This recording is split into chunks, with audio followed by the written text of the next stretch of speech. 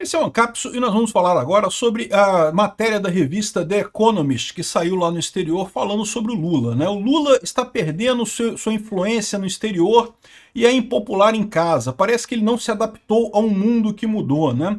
E isso é uma coisa que eles acertaram em cheio nesse diagnóstico. O Lula, de fato, é um cara que ficou parado no tempo. É o pior tipo de velho. É o velho que das ideias velhas, né? Ele não conseguiu perceber a mudança do mundo, continua tentando uma abordagem que já era falha no passado, mas que hoje em dia está simplesmente obsoleta, completamente falha, né? Enfim, agora, esse pessoal aqui da The Economist também erraram algumas coisas, tá? Por exemplo, eles dizem que o Lula foi a Moscou e foi à China porque queria estreitar laços e fazer mediar a paz e não sei o que lá, e a gente sabe que não foi isso. O Lula foi à Rússia e foi à China porque ele quer dicas de como conseguir contornar a internet, controlar a internet. Ele acha que o Putin controla a internet na Rússia, ele acha que o Xi Jinping controla a internet na China, e daí ele foi lá para aprender como é que faz para controlar a internet com esses amiguinhos dele, e vai ficar decepcionado porque nenhum dos dois consegue controlar coisa nenhuma, a internet é muito mais forte que governos. Mas vamos entender exatamente o que eles estão dizendo aqui nessa revista, porque, de novo, a The Economist é uma revista comunista, é basicamente um folhetim marxista, né? Por isso que muita gente chama de The Economist, né? Mas ela é uma referência muito grande aí em alguns formadores de opinião, inclusive da esquerda. Então, se esse pessoal está realmente com essa ideia sobre o Lula, é porque a situação está realmente ruim para o Lula. Essa notícia foi sugerida por Bitman e várias outras pessoas. Obrigado aí ao pessoal que sugeriu notícias lá no nosso site, no visãolibertaria.com. E obrigado a você que está assistindo o nosso vídeo. Se você gosta do nosso conteúdo, por favor, deixe o seu like e se inscreva aqui no canal, né? Então tá aqui, ó. Presidente brasileiro está perdendo a influência no exterior e é impopular em casa, né? O Lula que botou o Brasil no mapa, mas não se adaptou ao mundo que está mudando, né? Ele não botou o Brasil no mapa em lugar, só se for no mapa da corrupção. O Lula botou o Brasil no mapa da corrupção. Fora isso, mais nada, né? Aqui, ó. No dia 22 de junho, horas depois dos Estados Unidos atingir as usinas nucleares do Irã, com as bombas Bunkbuster e coisa e tal, o ministro das Relações Exteriores do Brasil deu uma declaração dizendo que o Brasil condena fortemente o ataque americano que violou a soberania do Irã e a lei internacional, né? E esse tipo de mensagem é uma mensagem totalmente absurda, eu mencionei isso nos meus vídeos, né? Vocês sabem, eu faço vídeos lá no canal Mundo em Revolução diariamente sobre a situação na Ucrânia, a situação de Israel, e cobri essa questão do ataque americano lá nos negócios de fabricação de bomba atômica do Irã, né, nos bunkers de fabricação de bomba atômica do Irã. E um absurdo o Brasil se posicionar dessa forma, mas a verdade é a seguinte, ele não está muito desalinhado de outros países, principalmente países árabes, tá? O Brasil não deveria estar alinhado ao mundo árabe, meu entendimento é esse, mas aparentemente está. É verdade que todos esses países criticaram Israel, né, e os Estados Unidos por esse ataque ao Irã, mas ninguém fez nada assim de efetivamente sério, de condenação muito aberta, porque a verdade é que todo mundo no mundo árabe ficou satisfeito com a eliminação do poderio nuclear do Irã. Aliás, todo mundo no mundo inteiro. Só o Lula que não gostou disso. E por que o Lula não gostou disso? Porque o Lula, por mais que vocês pintem ele como esquerdista e coisa e tal, ele é dessa turminha nacionalista que quer bomba atômica aqui no Brasil, né? Ele acha que é direito dos países terem bomba atômica, o que é uma idiotice no final das contas, mas ele acha isso, né? Enfim. E a amizade do Brasil com o Irã deve continuar no dia 6 de julho, agora, dia 6 e 7 de julho, aqui no Rio de Janeiro vai ter o encontro dos BRICS. Então ele está lembrando aqui o negócio do encontro dos BRICS. Olha que coisa interessante que ele fala aqui, né? Um grupo de 11 economias emergentes, incluem Brasil, China, Rússia, África do Sul, e vai fazer o seu encontro anual lá no Rio de Janeiro.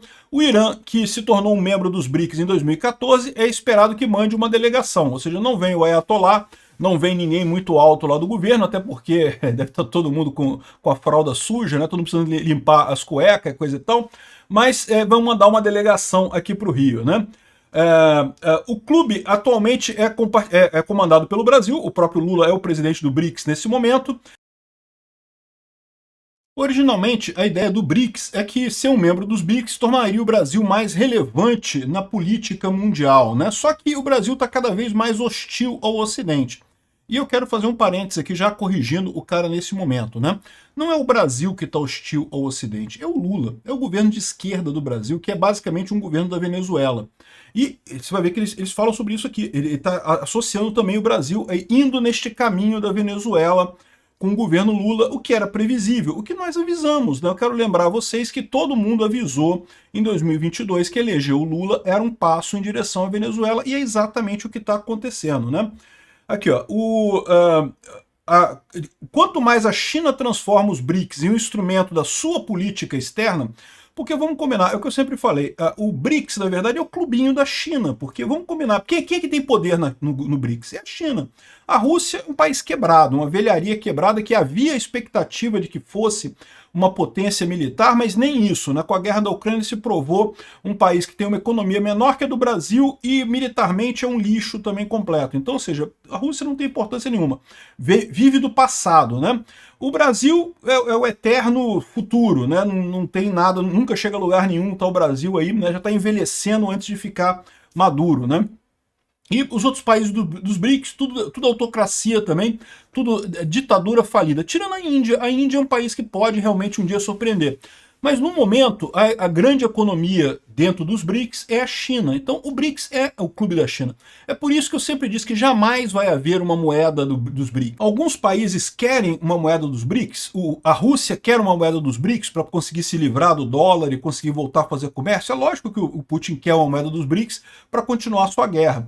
O Lula quer uma moeda dos BRICS. É lógico que o Lula quer uma moeda dos BRICS porque ele não entende muito bem o que significa isso, mas ele acha que é uma coisa boa porque briga com os Estados Unidos, né?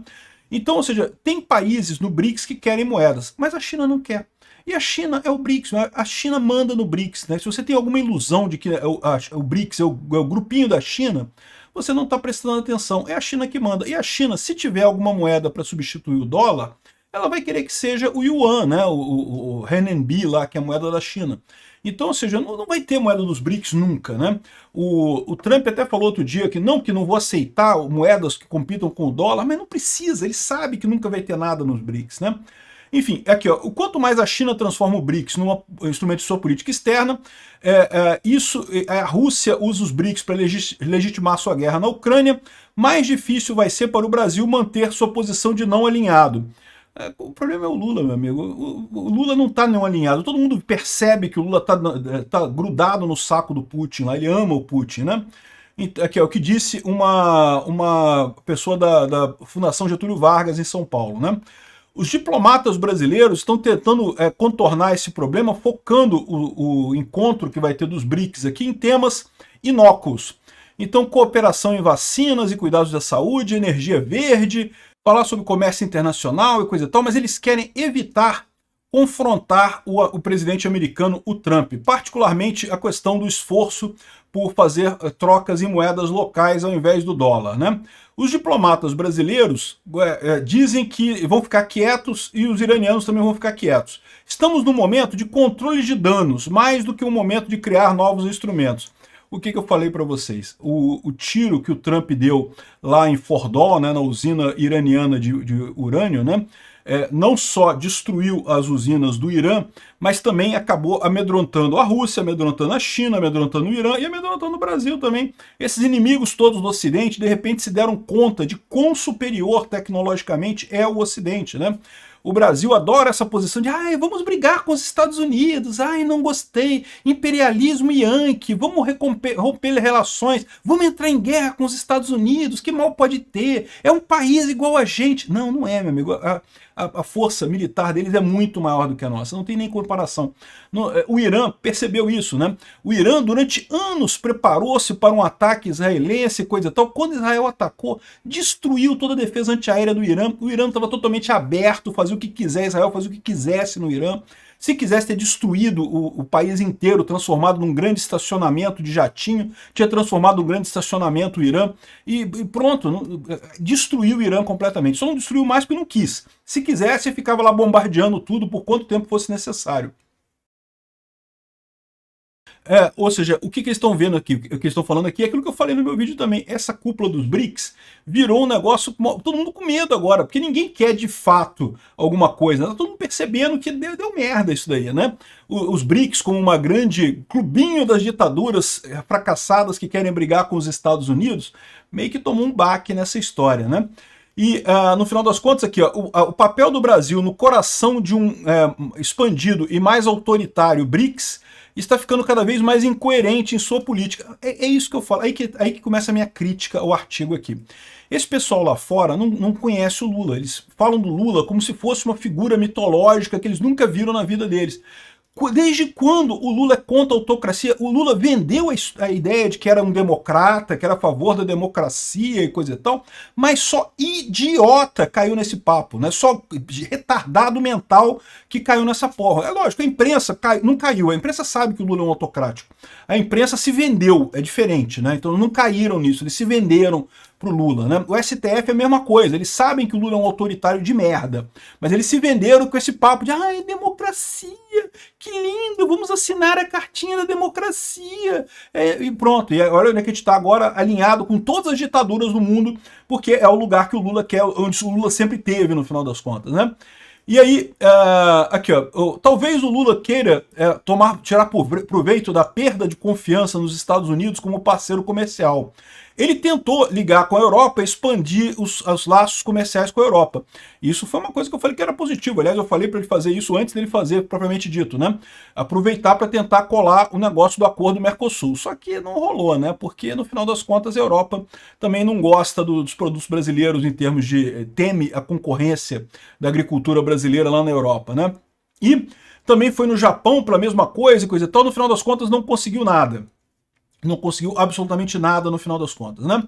Em maio, Lula foi o único líder de uma grande democracia a ir na comemoração da vitória alemã na Segunda Guerra, né?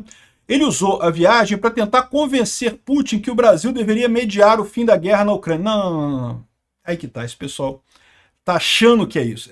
Esse pessoal tá sendo iludido pelos jornalistas brasileiros. Não era nada disso. O Lula nunca quis isso. O Lula foi lá porque ele sabe que o Putin tem instrumentos que ele usa para fazer propaganda. Ele ouviu falar que o Putin é muito eficaz em controlar robôs na internet, em fazer guerra de informação na internet. Ele queria aprender isso do Putin. É o mesmo motivo que ele foi no Xi Jinping. Ele fez a mesma viagem, foi na Rússia, foi na China.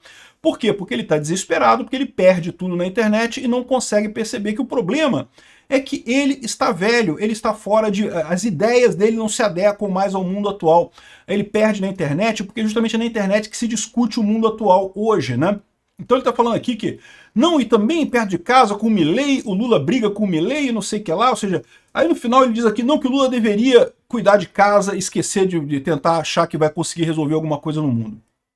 Ok, eu concordo, eu falo isso desde o início.